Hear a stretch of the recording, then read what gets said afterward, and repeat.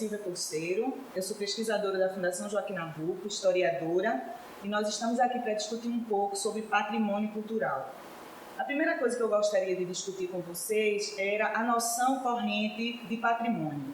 Se nós perguntarmos a qualquer pessoa o que ela entende por patrimônio, nós vamos ouvir quase com certeza que vão dizer que seria uma edificação ou um monumento de valor singular, uma coisa importante que precisa ser preservada e difundida, para a população.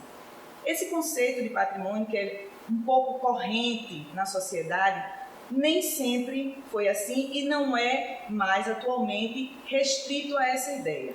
Então, o que nós vamos discutir aqui é como esse conceito de patrimônio se transformou ao longo do tempo, que mudanças ele sofreu e em que panorama ele aparece. A gente pode perceber que o patrimônio ele não é um conceito que surgiu de forma isenta. Ele surge em meio a conflitos, a problemas, a disputas e geralmente ele gera exclusões. Então é isso que a gente vai começar a discutir na conversa de hoje. Uma coisa importante para dizer a vocês é que o patrimônio ele pode ser classificado de duas formas. Um patrimônio que ele é um legado legal e um patrimônio que tem um significado mais ligado ao emocional, ao espiritual. O que seria um patrimônio legal? É aquele patrimônio que pode ser transmitido para herdeiros, um patrimônio de bens, de móveis e imóveis, que geralmente tem um valor comercial. O que seria um patrimônio espiritual? É um patrimônio que não tem um valor comercial. Ele é um patrimônio ligado ao emocional. Então, dando um exemplo bem claro e simples para a gente entender, uma herança familiar você pode receber uma casa, um terreno, isso seria um patrimônio legal com valor comercial. Como você pode também receber de herança uma forma de cozinhar determinada receita, de fazer um bolo, uma maneira de bordar um determinado tecido. Enfim, isso seria um patrimônio emocional de uma família que passa de geração a geração. Nós podemos também discutir aqui alguns marcos importantes, históricos, que mostram como se transformou o conceito de patrimônio. Inicialmente, a gente sabe que a palavra patrimônio ela surge no Império Romano, ela vem ligada ao pater familia, ou seja, o pai da família. Era aquele detentor de todos os bens, era aquele que passava os bens, móveis, imóveis, escravos, pessoas, para a geração posterior. Esse pater familia ele detinha todo o poder e os bens, e isso então, essa palavra patrimônio vem do pater familias. O que acontece depois disso? A gente percebe que nesse período do Império Romano, o patrimônio ele era feito de uma forma individual, a compreensão é que ele era individual e aristocrático, que era ligado a um grupo das elites, na época do Império Romano. Essa realidade da palavra patrimônio vai se transformando ao longo do tempo. Um segundo marco importante que a gente pode ter nessa mudança é a Revolução Francesa. Em 1789, na França, há uma contestação do poder da monarquia, o rei era que governava os países, e há uma contestação desse poder, e a Revolução Francesa ocorre em meio a grandes conflitos. Esses conflitos geraram um problema sério na área de construções, de monumentos, de castelos. Por quê? A população revoltada começa a depredar, a quebrar, a invadir alguns monumentos e alguns castelos na época, gerando a destruição desses monumentos e dessas construções. Nesse período, então, o que é que a gente vê? Um grupo de intelectuais se reúne e começa a discutir algumas coisas que são importantes de serem preservadas.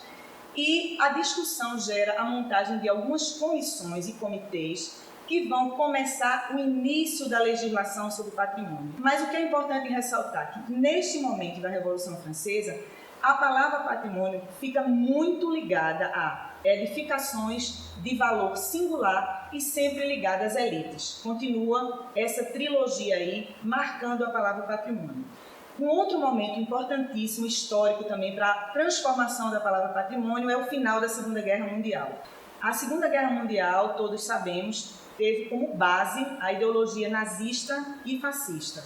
O que ocorre? Essa ideologia era calcada em ideais racistas, excludentes de populações, o genocídio que ocorreu nesse período, a perseguição a judeus, homossexuais. Então, a ideologia nazista era calcada num nacionalismo exacerbado com esses ideais. Ao final da Segunda Guerra Mundial, o que acontece? Há toda uma movimentação de contestação a tudo que ocorreu na Segunda Guerra Mundial. Então, grupos organizados na sociedade passam a contestar esses ideais exacerbados de nacionalidade, criticar o racismo, criticar a questão da desigualdade sexual, racial e lutar por uma liberdade religiosa, por expressão, por direitos civis.